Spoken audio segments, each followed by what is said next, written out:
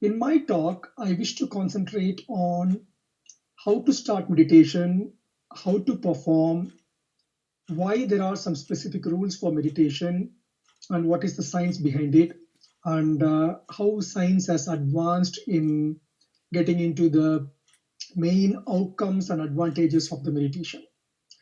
As we know, there are many types of meditation. Ravi has very nicely elucidated the breath control meditation, which can be also named as Vipassana meditation for some who follow the Buddhist tradition. Meditation can be also like a walking meditation, and laughing therapy can be caused as a meditation. Mindfulness can be named as a meditation. My interest is meditation by observing thoughts. I've done a kind of personal research in knowing about meditation for past many years, and it's my personal experience that once a person can observe the thoughts, the amount of outcome and the amount of depth of meditation one can achieve is quite enormous. I will start with few things like what are all the principles and what is the scientific basis for this meditation. First one is sitting. Yes, there are a lot of Western schools where the meditation can be done even on lying down, just like lying flat in the floor. But sitting is the best way to meditate because that will make sure that you won't get into sleep. So by sitting automatically, our body becomes quite conscious, and because of this, your meditation will work quite to the deep without getting into sleep. And second thing is early morning.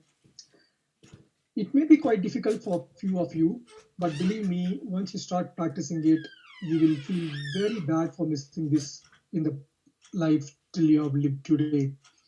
I perform meditation and yoga 4 o'clock to 5 o'clock early in the morning.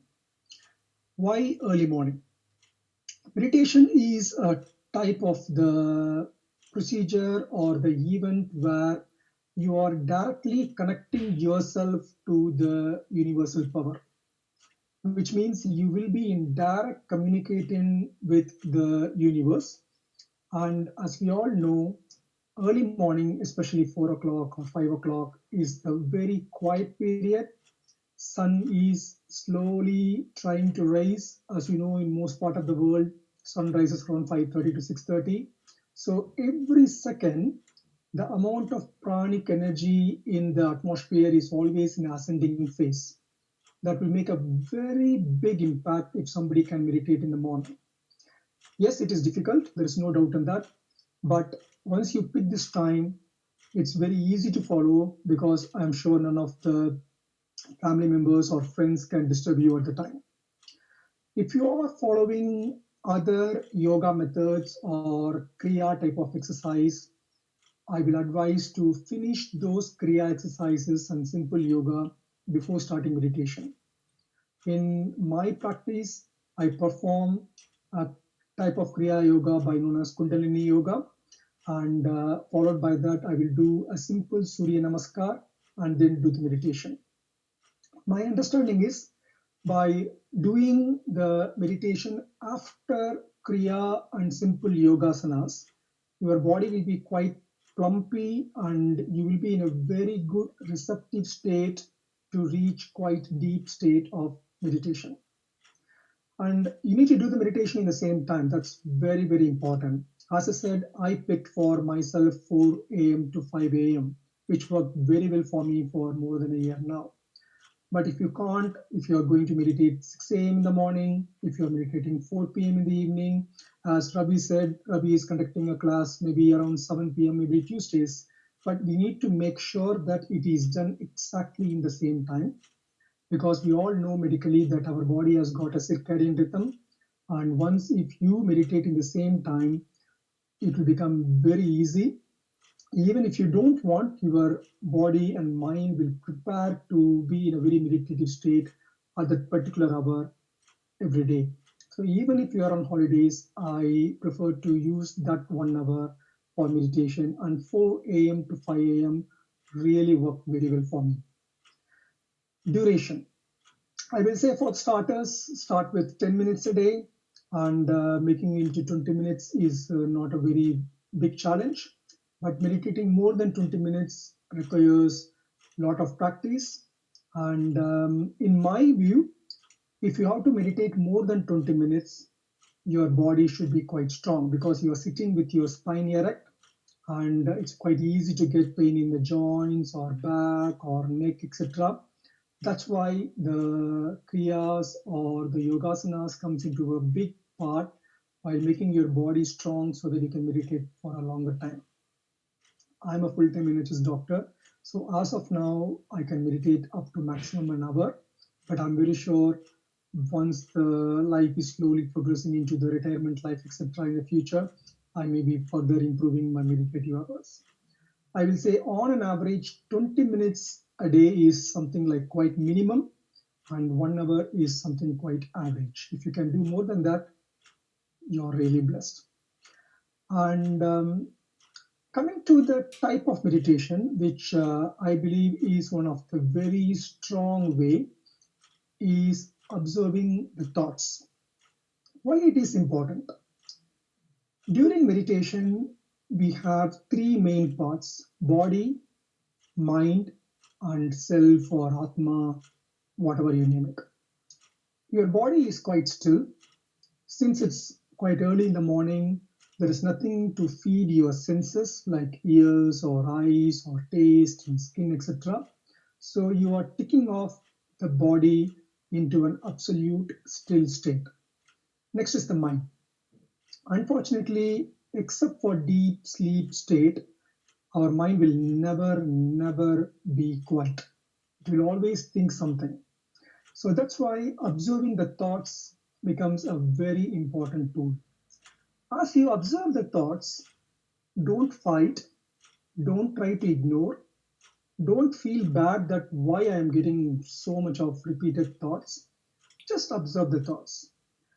If you take me for an example, the commonest thoughts what I get is something to do with my team, my patients, pending meetings, etc. So I just observe my thought and understand that the thoughts are arising in my mind, subsides, another thought comes, subsides. Once you start observing the thoughts, just like a person sitting in a roadside shop and observing the vehicles crossing the road, slowly start concentrate on the space between the thoughts. That's where lies the stillness. Once you start observing the space between two thoughts, initially it will be only like a millisecond. Later it can become maybe 1 or 2 seconds. And slowly that space will increase because as you start observing that stillness between the two thoughts, the mind will start calming down and the number of thoughts rising will slowly subside. The most important thing in meditation is switching off the thoughts. So thoughts are rising, you are trying to switch off the thoughts and then observe the space without the thoughtless moment, and then the thoughts are rising. For example, if I have to strengthen my biceps, what I will do, I will take a dumbbell and I will just flex with my dumbbell and extend with my dumbbell. Flex with my dumbbell, extend with my dumbbell. We all know the part of the action which gives enough strength to my biceps is the when I am flexing. Similar to that, a part of the meditation which gives you a very good outcome is that switching off the thought. So as you practice meditation, your aim will be only to just switch off the thought, observe the space between two thoughts. By switching off voluntarily during the meditation process, that becomes an habit. And even in the other 23 hours, other than your meditating 1 hour, your brain will automatically try to calm down and try to achieve that switch off mode. That will reduce the problems like anxiety, depression, whatever you name it. That will improve your cognitive power that will improve your mindfulness in your other jobs. Say, for example, as I said, I'm practicing meditation for a few years now. Now, I can run my full clinic, 3 hours, 3.5 hours clinic, 20 patients, without stopping even for a minute. And sometimes I will be so surprised how I can see 20 patients in a stretch without stopping for a moment. When few years back, after 5 patients, I will take a break, go for a coffee, check my email, come back to the patient's list, and go for the patient's list.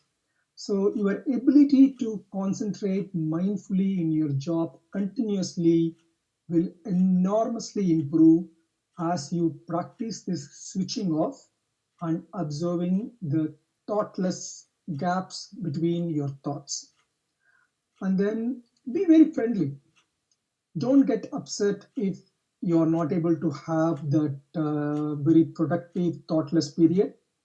If you feel that the thoughtless period is very small, your mind is producing a lot of thoughts, don't work against the mind. You will be never successful with that.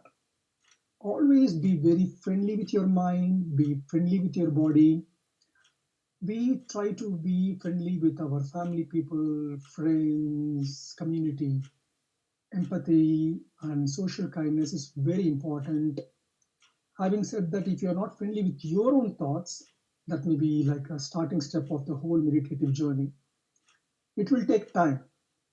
Believe me, if I'm correct, for most of us, it will take at least 1 year to reach a kind of a very satisfactory improvement to the level of you can say to your friend, yes, meditation works. It will take at least 1 year. And if you are able to hold yourself and maintain a kind of discipline and do it for a year, believe me, then nobody can take the practice out of you.